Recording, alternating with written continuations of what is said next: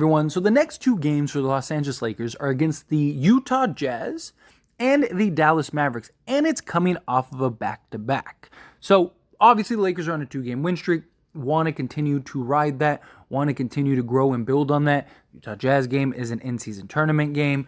There's a lot of importance with this coming stretch, and then both of these games are also at home in Los Angeles, where the Lakers have one of the best home records in the entire league. They've been very good at home. So that's another key importance.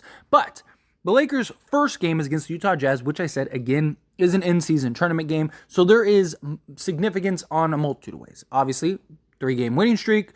Obviously, if the Lakers win this, it's an in-season tournament game. So it's like double win. It's win for the regular season total, which would also put us that much farther ahead of 500.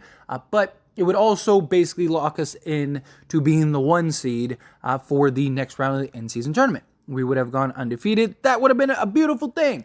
And I need to see the Lakers get that win. Now, currently, when it comes to the Lakers and the injury report, that's a big question, right? LeBron and AD are both kind of dealing with little nagging injuries.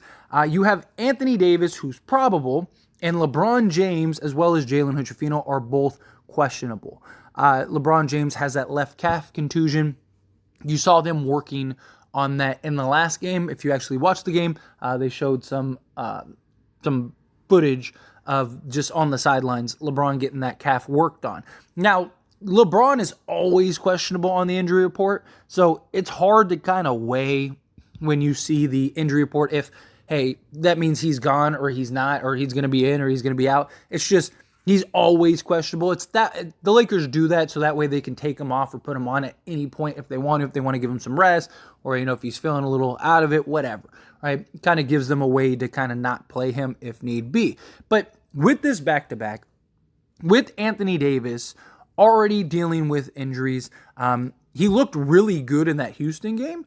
But if you looked at the previous 2 games, he really was struggling, especially on the offensive side. That was not a good look at all against the Portland Trailblazers for him. The Lakers did get the win, but he was, again, not looking good at all on the offense side. In the Sacramento Kings game, he was nearly unplayable, right? I mean, one of the beauties of Anthony Davis is that even when he's having a bad game offensively, you can always count on him to show up defensively. Right? He has a bad game offensively. He's still going to be majorly impactful in a way that no one else in the league is on the defensive end of the basketball. He just wasn't that in that Kings game. So there was a lot of questions of like, is he dealing with injuries? What's going on with him? He obviously missed the game due to that groin injury. It's listed as a left abductor hip spasm. So is that still an issue? Anthony Davis himself even addressed that and said, hey, something I got to kind of play through. I'm dealing with this. It's tough, right? The lift isn't there. The things that I want to do isn't quite there. But in the Houston game, he did look right. He did look good. LeBron James with the left calf contusion. Do they sit one of them, if not both of them, for one of these games, right? Now, the Utah game is technically more important, right? Obviously, every game is important, but Utah has, again, double meaning. If you beat Utah, then now you're 9-6. So now you're 3 games over 500. And you also would be and stay undefeated in the in-season tournament. So if you were ever going to sit either of these two, if not both of them, it would be in the Dallas game. There is... I do think the Lakers could beat Utah without LeBron.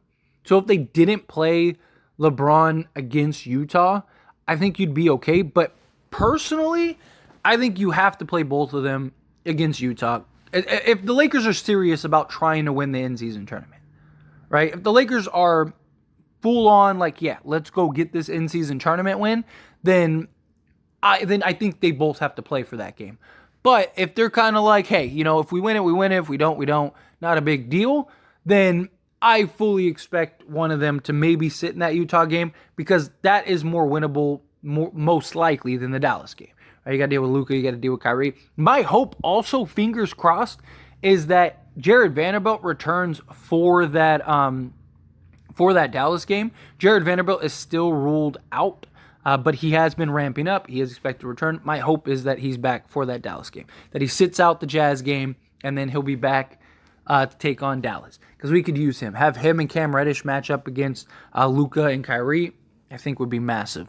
But, again, like, with Anthony Davis and LeBron, because also I should clarify this too real quick, is so we can sit both of them. The NBA made that rule where you can't sit two all-star players on the same game, but Anthony Davis would qualify. LeBron James is exempt. So LeBron is basically grandfathered in. So the Lakers can sit both of them if they want. Will they sit both of them? Probably not, but I could see them alternating ones. And I've said this before, Anthony Davis, if we lose him, it's going to be a lot harder to win games than if we lose LeBron for a game, right? Like, so if LeBron sits out against Utah, I fully believe we could beat Utah. If Anthony Davis sits out against Utah, I think it's going to be really tough. And you're never going to replicate LeBron, but you've seen guys. I mean, last game LeBron sat, Rui stepped up, guys stepped up, and you can make up for the points, you can make up for the assists, even some of the rebounding through team rebounding. Obviously, you can't make up for the impact and just the way that LeBron dissects the game, but you can kind of get away with LeBron for a game or two. Anthony Davis, we saw what happened in the Houston game when Anthony Davis was out. It was basically a layup line directly to the basket. No deterrent, no nothing. So the issue is if Anthony Davis misses one of these games, then the Lakers are probably in big trouble. Again, if I was going to have Anthony Davis miss one of these games, it's the the Dallas game. I think they both need to play for Utah, because I do want to see them win the in-season tournament. If they win the in-season tournament, I think that could be a huge kind of component to kind of righting the ship on the season, kind of give you that confidence booster. Like, okay, we just won the in-season tournament, let's go win an NBA championship, right? Like, it gives you that motivation. That's kind of my hope, right? Because the Lakers have not looked like a contending team, but I do think that they can right the ship and get back to that. And the reason I'm, like, obviously we want to beat Dallas, right? But I think if everyone's healthy, we beat Dallas. Dallas is not very good defensively. They do have Luka and Kyrie, which have been an issue. We are right on their tails as far as seeding. Right now, they are sitting at 9-5, and we are 8-6. So if we beat Dallas, we would actually surpass them, because we both would be 9-6. But the Lakers would have gotten the win, so they would have the tiebreaker thus far, and they would be the 5th seed in the Western Conference. I just also think it's too early to really worry and concern about seeding, right? I really do think that, like, the Lakers, I don't expect them to be a number 1 or number 2 seed this year. I said that before the season began. No, I fully expect them to be somewhere in that, like, 3 to 5 range, and that's where I think the Lakers will ultimately end up. Dallas, I'm not really sold on Dallas. They're on a 2-game losing streak, and they've looked pretty solid. But if you've actually watched Dallas's games, I don't think the way that they're playing right now is sustainable. Like, their first, 3 wins were literally Luka game winners. It was just, ridiculous shots that basically saved them. And a lot of it has kind of been that. Luka just going on these crazy runs. If Luka or Kyrie miss a week, I don't know if Dallas wins a game. And Dallas, I don't know how sustainable it is. If Luka has a bad game, I don't know if Dallas wins those games.